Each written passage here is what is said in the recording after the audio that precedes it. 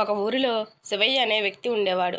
శివయ్య తన కూతురు వివాహం కోసం డబ్బు తీసుకుని బయలుదేరాడు.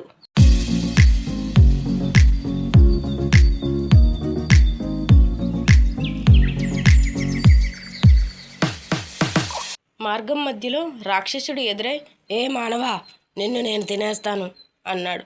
అప్పుడు శివయ్య, రాక్షసుడా, నేను నా కూతురు వివాహం కోసం డబ్బు తీసుకుని బయలుదేరుతున్నాను. నేను ఇంటి దగ్గర ఈ డబ్బు ఇచ్చేసి మళ్ళీ నీ దగ్గరికి వస్తాను, అప్పుడు నువ్వు నన్ను తినే అని చెప్పాడు శివయ్య. రాక్షసుడు దానికి ఒప్పుకొని శివయ్య తిరిగి వస్తాడా లేదా అన్న అనుమానంతో శివయ్య వెనకాలే శివయ్యకి తెలియకుండా వెళ్ళాడు రాక్షసుడు.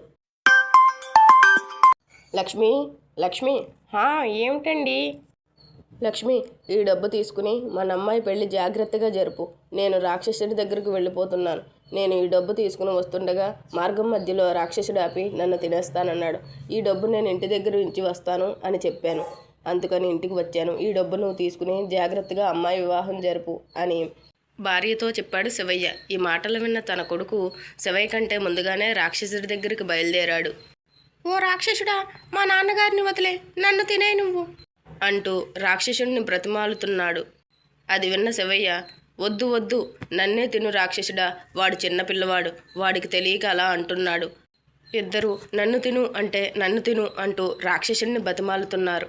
అందుక రాక్షసుడు పశ్చాత్తాపడి, నన్ను క్షమించండి శివయ్య గారు, మీరు తిరిగి వస్తారో లేదో అని మీ వెనకాలే నేను వచ్చాను. మీరు నిజాయితీగా మీ భార్యకి చెప్పి మళ్ళీ వెనతిరిగి వచ్చారు.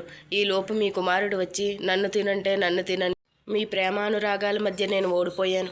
మీ ఇద్దరినే కూడా నేను తిన్ను, నన్ను క్షమించండి, నేను వెళ్ళిపోతున్నాను అంటూ రాక్షసుడు వెళ్ళిపోయాడు. ఇది ఇవాల్టి కథ. మరిన్ని కథల కోసం మన ఛానల్ సబ్స్క్రైబ్ చేసుకోండి.